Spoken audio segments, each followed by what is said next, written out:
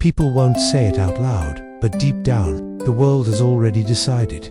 If you haven't made it by 30, you probably never will. They call it realism, but it's really a quiet kind of judgment.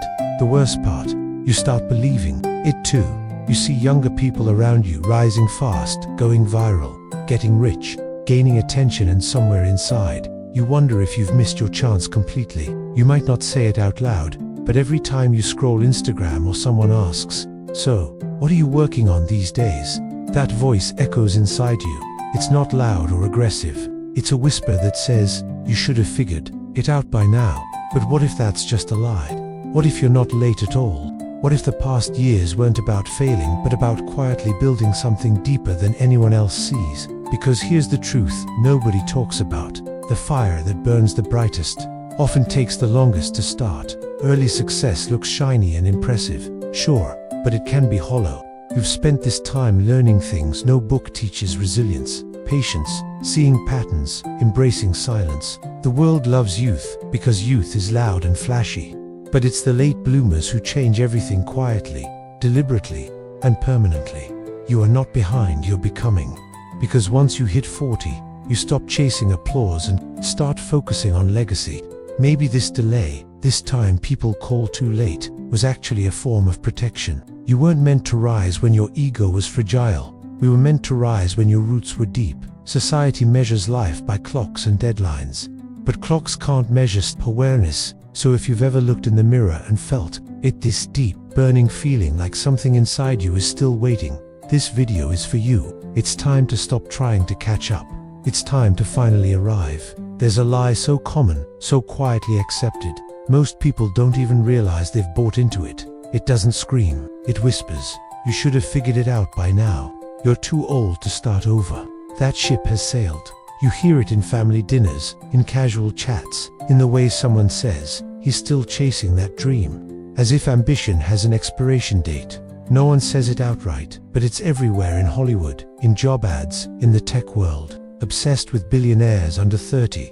The message is clear. If you haven't succeeded by 30, you're already too late. And if you're over 40 and still dreaming, still trying, the world doesn't see it as strength. It sees it as stubborn failure dressed up in denial. But hold on a second, who decided that life peaks in your 20s? Who made up the rule that your best ideas, sharpest insights, and biggest impact had to happen before your brain even fully matures?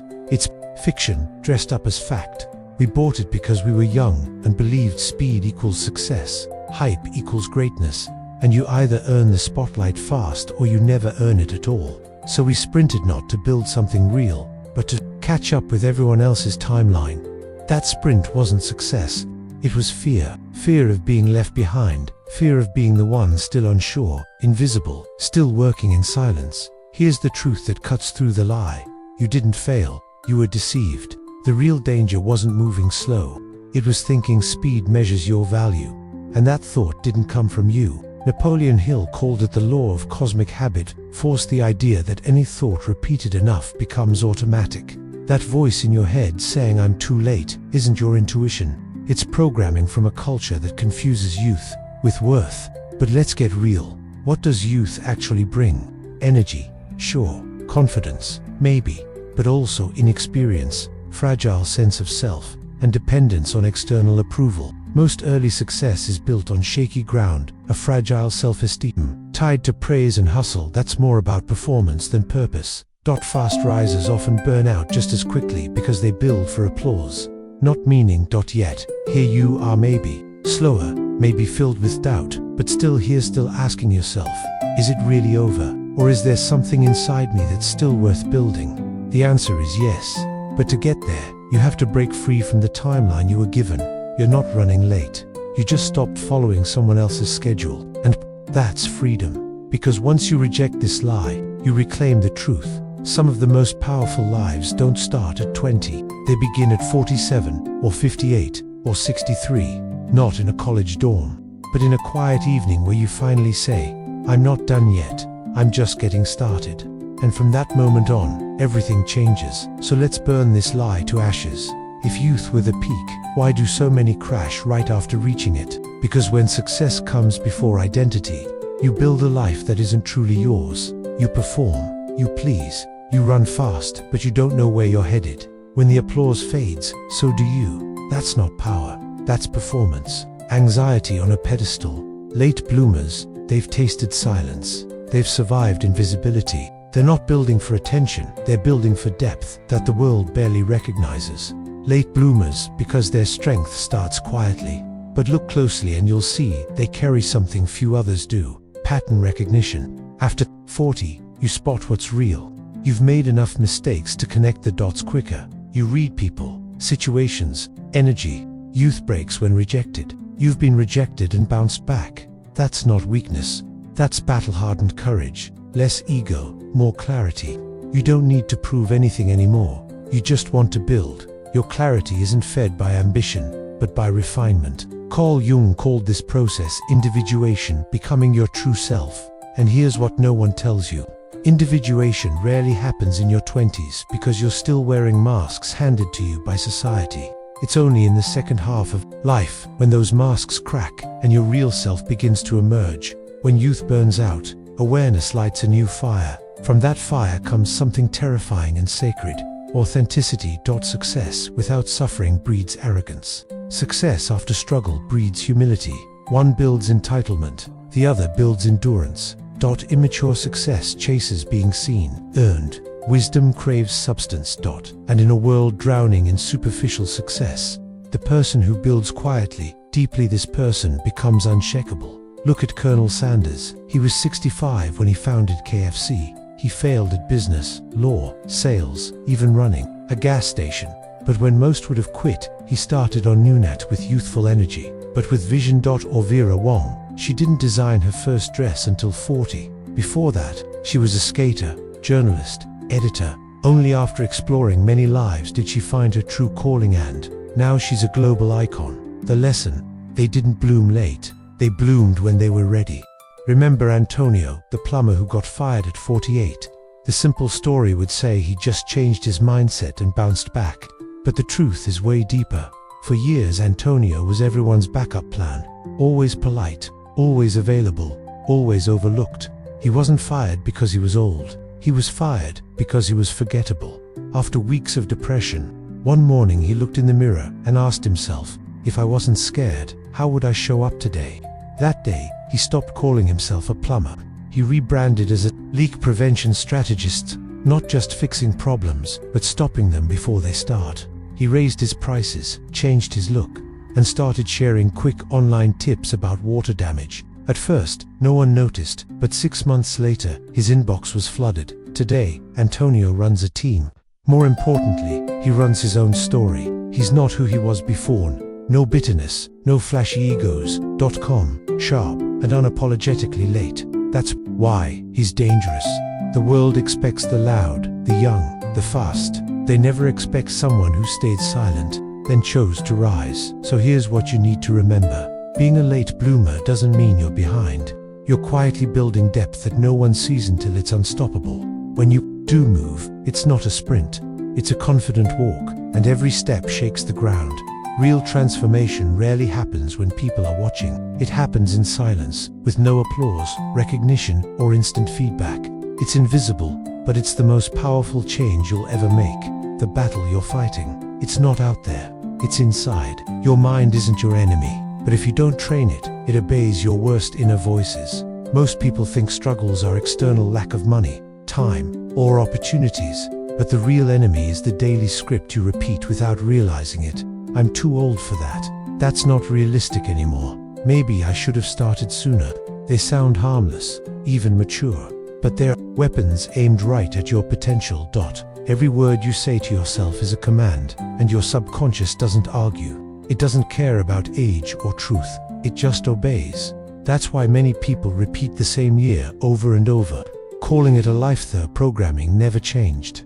Napoleon Hill, in Think and Grow Rich, talked about one of the most powerful ideas in personal growth, auto-suggestion. He said any idea or plan can be placed into your mind through repeated thought. In other words, if you tell your mind the same thing often enough, it takes it as truth. Most people have practiced auto-suggestion their entire lives, but not with positive affirmations. They've practiced self-sabotage. They've rehearsed their weaknesses so often They became their identity. I'm bad with money. I lack confidence. I'm not a risk taker. The problem is, you've been practicing that old identity longer than the one you want. At first, your new thoughts will feel fake. That's normal. You'll say, I'm ready, I'm wise, I'm capable. And a voice will respond, yeah, right. But here's a secret. Feeling fake means you're saying something new. It's not delusion, it's unfamiliar territory. You're not lying. You're leading yourself. Not pretending, but rehearsing. Every powerful identity starts with practice. Every powerful belief starts with resistance. The old script might say, I'm too late. No one will take me seriously. There's no time left. The new script is this: I'm not late. I'm exactly on time. My scars are experience. My delays are depth. I'm not behind. I'm prepared. You don't have to fully believe it yet. You just have to say it, deliberately, every day. Even if your voice shakes. Eventually, your old self gets tired and stops arguing. That's when your new self takes over. Don't expect fireworks when you're old. Self fades away. No dramatic deaths. No parties. It happens slowly, quietly, one decision at a time. One morning, you'll get up even when you feel crushed. One time you say no to old comforts. One time you say yes to discomfort, the kind that feels like growth. Then one day, without even realizing it, the silence inside you will feel different. It stops mocking you. It echoes you. It doesn't pull you back. It pushes you forward. That's when you'll know the shift has started. Not because the world changed, but because you stopped obeying the version of yourself that didn't believe in you. And from there, there's no going back. You can't grow, surrounded by decay. That's not a metaphor, it's a law. You can read all the books, reprogram your self-talk, visualize your rebirth every morning. But if you go back to a room full of voices filled with limitation, fear, and defeat, sink. Not because you're weak, but because environment always wins over willpower. Toxic environments rarely look toxic. They feel like comfort, old friends, familiar routines. You laugh together, but listen closely. At our age, we can't afford that anymore. It's too risky to start something now. Be realistic. These aren't opinions. They're viruses, spoken softly, sneaking into your identity. You don't become toxic overnight. You absorb it phrase by phrase. Listen carefully. You don't have to cut everyone off or isolate yourself. But you do need to become a gatekeeper, not just of your time, but of your energy. Because the conversations you accept become the code your subconscious runs on. You think you're being polite, sitting through another rant about life's over at 40. You're not being polite, you're being programmed. There's a difference between setting emotional boundaries and suppressing your feelings. Boundaries say, I care, but I can't afford this influence right now. Suppression says nothing. It just absorbs poison silently with a smile. You're not meant to carry the weight of other people's decay, especially when you're starting to clean up your own. Napoleon Hill didn't sugarcoat it. You become the average of the 5 people you spend the most time with, not just financially, but mentally, energetically, spiritually. If you surround yourself with people who speak limitation, you will think in limitation. If your closest relationships are built on regret and nostalgia, your mindset will rot with decay. Your subconscious listens not just to you, but to everyone around you, and every repetition is a seed. If you're not careful, you'll wake up one day in a garden of beliefs you never planted, but inherited. Imagine a single drop of water, harmless and quiet. Now imagine that drop falling on the same spot on a rock every day, hour by hour, year after year. What happens? It carves a hole, not by force, but by repetition. That's what your environment does to you. Not all at once. Not with drama. But slowly. Drop by drop. It shapes who you are. You think you're thinking for yourself, but really, you echo everything you've tolerated. If you want to change your life, start by changing what you allow. That means stepping back from people you love but who quietly hold you back. Saying no to conversations that reinforce failure. Walking away from nostalgia and groups that glorify who you used to be. Ending calls that always finish with, you should be grateful for what you have. You're not ungrateful. You're becoming, and becoming requires purification. It's not cruel, it's survival. You don't need to justify your growth. You only need to protect it this time. You're not rebuilding to be accepted. You're rebuilding to become unrecognizable. At first, that won't feel like an enemy. It will feel soft, warm, and familiar. Nostalgia wears the mask of comfort, but underneath hides brutal truth. It keeps you tied to a version of yourself that's dead. Worse, that version was never fully real. You look at old photos, replay old songs, tell stories that start with back when I... But here's the truth, nobody says out loud. You don't miss the past. You miss a version of yourself who still believed, who had the guts to try without shame, who didn't know failure, who got up fast without "I should have known better." But was that version really better, or just more naive? Was that time golden, or are you just frustrated now, too blind to see the present still holds promise? There's a version of yourself you imagined, the person who succeeded by 28, who had it all figured out, who never lost momentum, and now in your 40s or 50s, you look back and think, I should be farther by now. But that version never existed. It's a mirage built from someone else's timeline. You didn't fail. You outgrew the story you were told, and now it's time to release that ghost. Because as long as you cling to who you thought you'd be, you'll sabotage who you still can be. Carl Jung called this the death of the persona, the mask we wear to fit in, to be praised, to survive early life. And yes, that mask worked. It got you here, but it won't get you where you're going. True growth demands grief, not just for lost time, but for the person you were, who you can't afford to be anymore. Letting go isn't betrayal, it's reinvention. It's easy to worship who you were, it's harder to surrender to who you're becoming. But ask yourself honestly, is that past version helping you build, or quietly destroying your chance to evolve? Because if it's not helping, it's hurting. Sometimes the bravest thing you say is, thank you for getting me this far, but I'm not that person anymore. Then close the photo album. Stop playing the old playlist. And walk forward. Evan, you don't know who you're walking into, because the future isn't for who you were.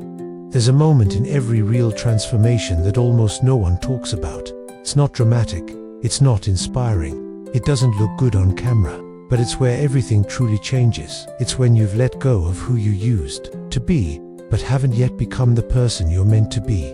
It's the void, the identity, limbo, the season of invisibility. No titles, no certainty, no applause. You're no longer driven by old dreams, but the new ones aren't quite clear yet. You're no longer accepted by the people you once knew, but you haven't found the crowd that fits you yet either. This is the phase where most people quit, not because they're weak, but because they believe being undefined means being lost. But that's not true. You're not lost. You're rewriting yourself. And rewriting takes silence. Stillness. NRE-COGNIZ-ABILITY. Think about a seed buried deep underground. No light, no spotlight, no validation. But under the surface, everything is shifting. Roots develop, structure forms, a new identity is built where no one can see it. That's what this season is, a quiet rebellion, a sacred reconstruction. It's not glamorous, but it's powerful, because when you rise again, you won't come back as a better version of yourself. You'll come back transformed. But here's the tricky part. Even during this silent phase, you'll be tempted to look sideways. Scroll SOCIALS. Compare your uncertainty to the highlight reels of others. You'll watch young people rise fast. You'll see old friends who figured it out. You'll meet people who seem certain, clear, miles ahead. And you'll begin to wonder, what's wrong with me? Why is this taking so long? But remember this, they're not ahead, they're just loud. And loud isn't the same as deep. Loud doesn't mean wise. Loud doesn't mean lasting. If you study history, you'll notice a pattern. Those who changed everything, they disappeared first. They went silent. They were forgotten, mocked, misunderstood. Then they came back different, clear, untouchable. They didn't return as who they were. They returned unrecognizable, and you will too. But only if you endure the silence. Only if you survive the part of your story with no applause. So if you're in this confusing, quiet, lonely middle right now, don't rush, don't escape, don't numb yourself. This isn't a breakdown, it's a remodel, and the person you're becoming, they won't need to announce themselves. They'll walk into rooms that ignored them before and change the entire atmosphere without a word. The world is moving fast, but it isn't going deep. We're drowning in noise, content everywhere, opinions from everyone, success measured by followers, not foundation. It's a world obsessed with speed, but starving for substance. Everyone's building, but no one is asking. Build what? And why? That's exactly why the world needs late bloomers, not just to succeed, but to shift the entire culture. Late bloomers don't move for validation, they move for vision. They've faced failure, they've walked through silence. They're not afraid of discomfort. They're not shaken by setbacks because they've been through worse. Their fire doesn't scream, it simmers. It's not the flame of ambition, it's the quiet burn of conviction, and conviction builds what noise never can. Things that last. We're entering an era where charisma isn't enough, where style without substance falls apart quickly, where speed without structure becomes a trap. What the world truly needs now is wisdom, not just ideas, or insight, or motivation, but maturity. And that's the domain of the late bloomer, because wisdom isn't taught, it's earned through silence, reflection, reinvention, and resistance. Late bloomers aren't competing anymore, they're guiding. Don't have to raise their voice to be heard. They lower the volume in the room, because when they speak, people listen. The truth is, early success is mostly about proving yourself. Late blooming is about offering yourself. That shift only happens when ego isn't running the show anymore, and that's where real legacy begins. Late bloomers don't care if they're trending, they care if they're timeless. They don't want to be viral, they want to be remembered. And that's what makes them dangerous, because they're not chasing praise, they're answering a calling. So here's what you need to know. You're not late, you're refined, you're not old, you're initiated. The fire that took longer to light, it burns hotter, it burns wiser, it burns longer, and the world, this chaotic, overstimulated, distracted world, needs that fire now more than ever, not to make noise, but to build what comes next. And you're not here to catch up, you're here to redefine that standard. It won't happen in front of an audience, there won't be spotlights. No applause. No standing ovations when you finally begin to change. That's how you know it's real. Because rebirth doesn't start when people notice, it starts the moment you decide. Not decide to try or dabble or wish, but decide to rebuild, brick by brick, belief by belief, day by day, in silence. And yes, it will be lonely. Not because you're forgotten, but because no one sees who you're becoming yet. That's how real transformation works. First, it feels like disappearance. Then, emergence. You won't get trophies for healing, no viral moment for doing the inner work. But that's the cost of becoming something deeper, not decorated, but defined. Because here's what you must understand. Time is not your enemy. Comfort is. Comfort keeps you stuck. Comfort keeps you apologizing. Comfort keeps you chasing a life built by someone else's rules. But coherence, that's different. Coherence means the inside finally matches the outside. You stop faking strength because you've forged it. You don't talk about who you're going to be because you're already living it. So if you're quiet right now, if you're off the radar, if no one sees the work you're doing, good, stay there. Let the silence be your strategy. Let the doubts build pressure.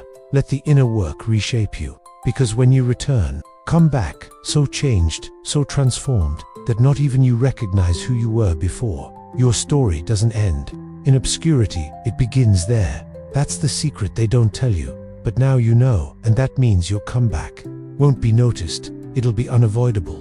The reality is, most of the world doesn't get late bloomers because their power starts softly, while others are busy shouting to be heard. Late bloomers are quietly building something real, something deep. They're not in a rush, they don't sprint for applause, they walk steadily, and every step they take shakes the ground beneath them. Transformation doesn't happen with crowds watching.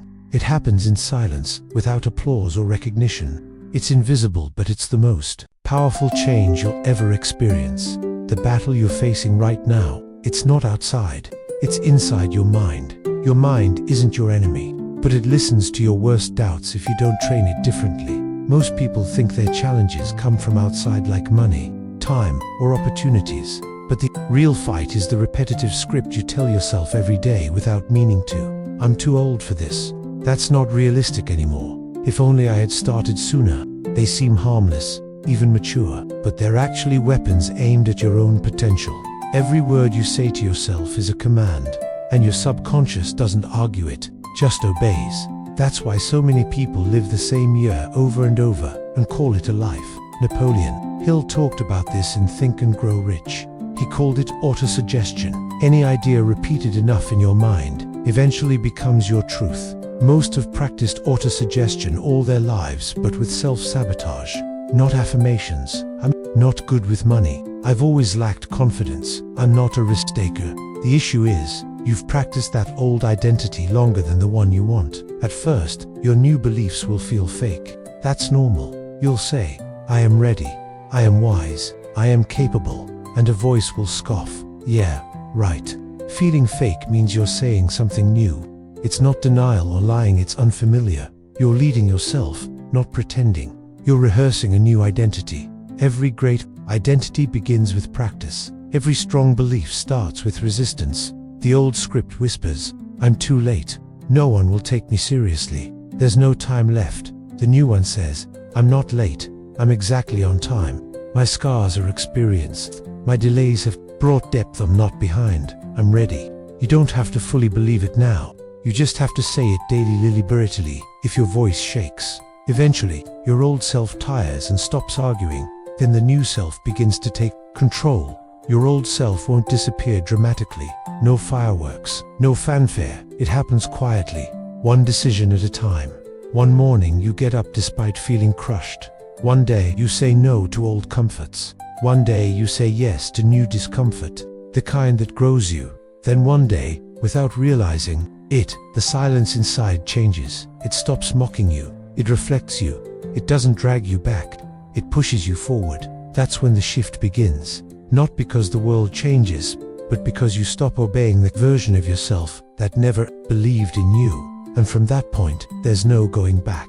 You can't grow rounded by decay. That's not a metaphor. It's a law. You may read every book, reprogram your self-talk, visualize the new you every day. But if you return to old circles filled with doubt and defeat, you will sink. Not from weakness, but because your environment always wins over willpower. Toxic environments don't always seem toxic. They can feel like comfort, like old friends, familiar routines. You laugh together. But listen closely to what's really said. At this stage in your life, you can't afford to ignore it anymore. It's too risky to start now. Be realistic. Those aren't opinions, they're viruses. Spoken so softly you barely notice until they infect your identity. You don't become toxic overnight. You absorb it phrase by phrase, quietly. Now, here's what you need to understand. You don't have to cut everyone out. You don't need to go live, alone somewhere. But you do have to become a gatekeeper, not just of your time, but of your energy. Because the conversations you allow become the code your subconscious runs on. You may think you're being polite by listening to yet another rant about life being over after 40. You're not being polite, you're being programmed. There's a difference between setting emotional boundaries and suppressing your emotions. Boundaries say, I care, but I can't afford to be influenced right now. Suppression says nothing. It just absorbs poison silently, smiling. You're not meant to bear other people's decay, especially when you're starting to clean yourself up. Napoleon Hill didn't sugarcoat it. You become the average of the 5 people you spend the most time with, not just financially, but mentally, energetically, spiritually. If you surround yourself with limiting people, you think limiting thoughts. If your closest bonds are built on regret and nostalgia, your mindset decays. Your subconscious listens, not just to you, but to everyone nearby. And every repetition is a seed. If you're not careful, you'll wake in a garden of beliefs you never chose, but inherited. Picture a single drop of water. Harmless, quiet. Now picture it dripping on the exact same spot of rock every day, hour after hour, year after year. What happens? It carves a hole. Not by force, but through repetition. That's your environment's effect on you. Not all at once, not with drama, but slowly, drop by drop. It sculpts who you become.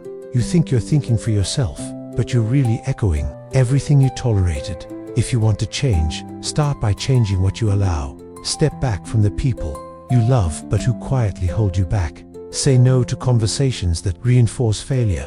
Walk away from nostalgia and groups that glorify the old you.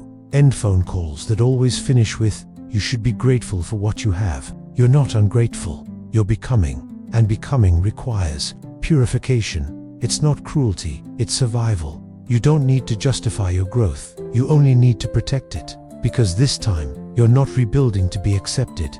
You're rebuilding to become unrecognizable. At first, that feels soft, warm, familiar, not like an enemy. Nostalgia wears the mask of comfort, but hidden beneath is a brutal truth. It keeps. You're tied to a version of yourself that no longer exists. Even worse, that version was never fully real. You flip through old photos, replay old songs, tell stories that start with "back when I..." But nobody tells you this. You don't miss the past. You miss a version of yourself who still believed. The one who had the courage to try without shame, who didn't know what failure felt like, who got up fast without carrying the weight of "I should have known better." But was that version really better? Or simply more naive? Was that time really golden? Or are you too frustrated now to see the present still holds potential? There's a version of yourself you imagined, the one who succeeded by 28, who had it all, figured out, who kept momentum and direction. And now, in your 40s or 50s, you look back and think, "I was supposed to be farther by now." But that version never existed. It was a mirage stitched together from other people's timelines. You didn't fail. You outgrew the story you were told. And now, it's time to release that ghost. Because as long as you cling to who you thought you'd be, will sabotage who you're capable of becoming. Carl Jung called it the death of the persona, the mask we wear to fit in, to survive, to be praised early in life. That mask worked. It got you here, but it won't get you where you're going. True growth demands grief, not just for time lost, but for the person you were, who you no longer can afford to be. Letting go isn't betrayal, it's reinvention. It's easier to worship who you were. It's harder to surrender to who you're becoming. But ask yourself honestly, is that past version helping you build, or quietly destroying your ability to evolve? Because if it's not helping, it's hurting. Sometimes the bravest thing you can say is, "Thank you for getting me this far, but I'm not that person anymore." Then, close the photo album. Stop playing that old playlist. And walk forward, even if you don't yet know who you're walking into. Because the future doesn't belong to who you were. It belongs to the one willing to rise without looking back. So here's the big truth. Your journey isn't about rushing or keeping up with others. It's about showing up for yourself on your own timeline. You're not behind. You're not late. You're simply becoming. And this becoming, it's powerful, it's deliberate, it's lasting. Because the world right now is overwhelmed by noise, the endless scrolls, endless opinions, endless flashes of success that vanish as fast as they appear. But what the world truly craves is depth. It wants wisdom, not just quick ideas or flashy motivation. It wants maturity, insight earned through struggle, silence, and unwavering commitment. That's the late bloomer's domain.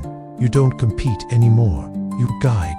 You don't shout to be heard. You quiet the room with your presence. People listen when you speak, because your words carry the weight of experience and authenticity. Early success often demands proving yourself to others. Late blooming is about offering yourself. That's why it matters. Because once ego no longer runs the show, true legacy begins. You stop worrying about trends. You stop chasing viral moments. You focus on being timeless, on being remembered, and that's what makes you dangerous to the old rules. You're not here for applause, you're here to answer a deeper call. So, if you ever feel like your fire takes longer to ignite, remember this: the flame that burns longest is often the one that starts slowest. It's the fire that has been quietly fueled by years of experience, growth, and resilience. It's the fire that lights up a better path forward, not just for you, but for everyone lucky enough to witness it. The world needs that fire right now, and you're the one carrying it. Not to make noise, but to build what comes next. Your journey is uniquely yours, and it's on your time, so don't rush it. Don't rush yourself. Keep walking forward, brick by brick, belief by belief, day by day, and one day, you'll arrive. Not because the world noticed, but because you decided, because you became. And that, right there, is everything.